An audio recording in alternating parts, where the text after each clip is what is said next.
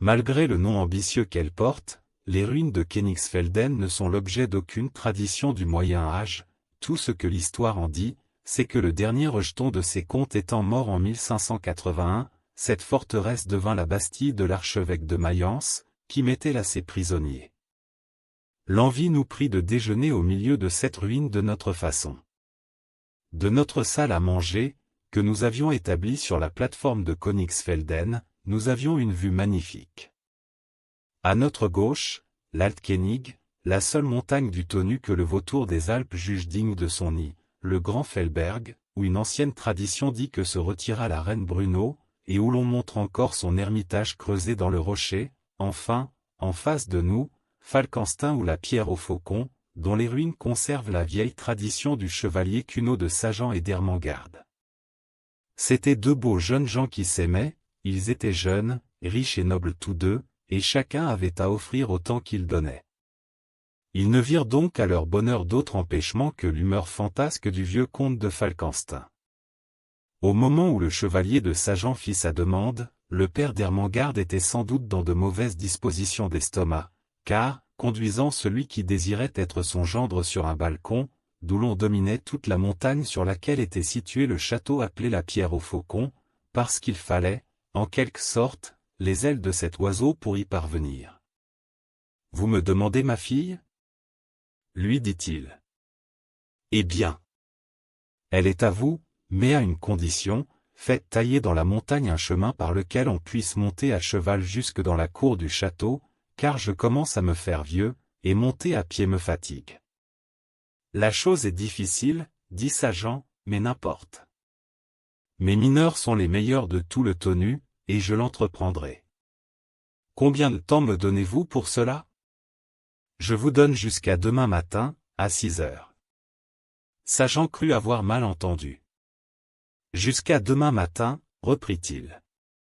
Pas une heure de plus, pas une heure de moins, venez demain matin me demander à cheval la main de ma fille, et cela par un chemin où je puisse la conduire à cheval à l'église, et Ermengarde est à vous. Mais c'est impossible, s'écria Sagan. Rien n'est impossible à l'amour, répondit le vieillard en riant. Ainsi, à demain, mon gendre. Et il ferma la porte au nez du pauvre chevalier.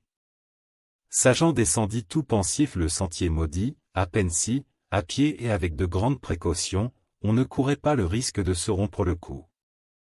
Tout le long du chemin il frappait la montagne du taillant de son épée. C'était une véritable malédiction. La montagne était composée de la roche la plus dure, du véritable granit de première formation. Aussi ne fût-ce que pour l'acquit de sa conscience et pour n'avoir rien à se reprocher qu'il s'achemina vers ses mines. Arrivé à l'ouverture, il fit appeler le chef de ses mineurs. « Wigfrid, lui dit-il, tu t'es toujours vanté à moi d'être le plus habile de tes confrères. »« Et je m'en vante encore, monseigneur, répondit Wigfrid. »« Eh bien. Combien te faudrait-il de temps, en rassemblant tous tes ouvriers, pour tailler, depuis le bas jusqu'au haut du Falkenstein, un chemin par lequel on put monter au château à cheval? Mais, dit le mineur, à tout autre il faudrait 18 mois, moi je ferai le travail en 1 an. Le chevalier poussa un soupir et ne répondit même pas. Puis, faisant signe au vieux mineur qu'il pouvait retourner à sa besogne, il s'assit pensif à l'entrée de la galerie. Il tomba dans une si profonde rêverie qu'il ne s'aperçut pas que, l'heure du repos étant arrivée, tous les ouvriers avaient quitté la mine. Bientôt le soir arriva, et avec lui ce moment qui n'est déjà plus le jour et pas encore la nuit, où les vapeurs s'élevant de la terre montent au ciel en nuages pour en retomber en rosée, mais le chevalier ne voyait qu'une chose, c'était, perdu dans la brume fantastique des prairies, le château inaccessible de Falkenstein. Tout à coup il entendit qu'on l'appelait par son nom, il se retourna. Au haut de l'échelle qui conduisait de la galerie inférieure au jour, et sur le dernier échelon, se tenait debout un petit vieux bonhomme, haut d'une coudée à peine, dont les cheveux et la barbe étaient blanchis par l'âge, et dont cependant les yeux brillaient comme ceux d'un jeune homme. « Chevalier de Sagan, dit encore une fois le nain. »« Eh bien. Que me veux-tu, demanda le chevalier en regardant avec étonnement cette étrange apparition. Je veux t'offrir mes services, j'ai entendu ce que tu demandais au vieux mineur. Après? J'ai entendu aussi ce qu'il t'a répondu. Le chevalier poussa un soupir. C'est un brave garçon qui sait bien son métier, continua le nain, mais moi je le sais encore mieux que lui. Et combien te faudrait-il de temps, à toi, pour faire ce chemin? Avec l'aide de mes compagnons, bien entendu. Avec l'aide de tes compagnons. À moi, il me faudrait 1 heure. Le chevalier poussa un cri de joie. 1 heure. Et qui es-tu donc? Je suis le chef des lutins qui habitent les profondeurs de la montagne. Le chevalier se signa. Oh! Ne crains rien, dit le nain, nous ne sommes ni ennemis des hommes ni maudits de Dieu, nous sommes un des anneaux invisibles qui unissent la terre au ciel, seulement, autant au-dessus des hommes que les hommes sont au-dessus de la bête, nous avons 1000 moyens qui sont inconnus de tes pareils. Et parmi ces moyens, tu auras celui de faire le chemin en 1 heure? Oui, mais tu sais, rien pour rien. Que veux-tu dire? Demanda le chevalier avec inquiétude. Je te parle la langue des hommes, cependant. Eh bien, demande ce que tu voudras, et tout ce qui est au pouvoir de l'homme, tout ce qui ne compromettra pas le salut de mon âme, je te l'accorderai. Fais cesser aujourd'hui même la mine de Sainte-Marguerite, qui est déjà si près de mon palais souterrain que j'entends de mon lit les coups de marteau de tes ouvriers. Je ne te demande pas un grand sacrifice, car tu dois remarquer que le filon s'épuise et que le minerai devient rare. N'est-ce que cela? S'écria le chevalier. Pas davantage, dit le nain, et encore je te donnerai un dédommagement. À gauche de la mine, à l'endroit où tu trouveras la tête d'un cheval, creuse, et tu trouveras 2 filons abondants à enrichir un roi. 100 fois merci, dit le chevalier. À compter de demain, tu dormiras tranquille. Ta parole? Foi de chevalier. La tienne? Foi de lutin. Et qu'y a-t-il à faire maintenant? Rien, va te coucher, rêve à ta belle, et demain à 5 heures, monte à cheval, tu trouveras la route faite. Et, à ces mots, le petit vieux disparut comme si l'échelon eût manqué sous ses pieds et qu'il se fût abîmé dans un puits.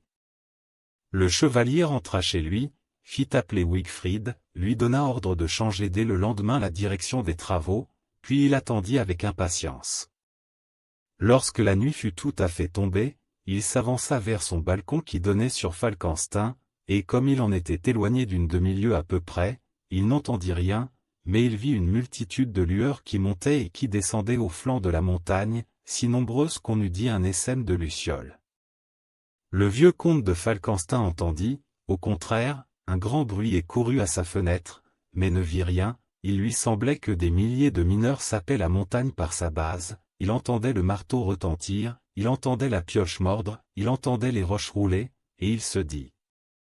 C'est mon gendre qui est à la besogne. Demain, il fera jour, nous verrons où il en sera. Et il se recoucha bien tranquille, attendant le jour. À 6 heures du matin, il fut réveillé par le hennissement d'un cheval, et en même temps sa fille entra toute joyeuse dans sa chambre, criant. Mon père, le chemin est fait, et voilà le chevalier Cunaud de Sagan qui vient vous faire visite, monté sur son bon cheval de bataille. Mais le vieux comte ne voulut pas croire ce que lui dit sa fille, et il se mit à rire en haussant les épaules. Cependant, ayant entendu une seconde fois les hennissements d'un coursier, il se leva et alla à sa fenêtre. Le chevalier était dans la cour, caracolant sur le plus beau et le plus fringant de ses palefrois. En ce moment 6 heures sonnèrent à l'horloge du château. « Comte, dit le chevalier en saluant le vieux seigneur, j'espère que vous serez aussi fidèle à votre promesse que j'ai été exact au rendez-vous, et qu'aujourd'hui même vous essaierez, en venant à l'église, le chemin que je vous ai fait faire cette nuit. Un gentilhomme n'a que sa parole, et ma parole est donnée, répondit le vieux comte, si le chemin est tel que vous le dites, ma fille est à vous. Le même jour, une cavalcade descendit du château de Falkenstein, se dirigeant vers l'église de Crombert, par le chemin taillé dans le roc qui existe encore aujourd'hui, et qu'aujourd'hui encore on appelle le chemin du diable.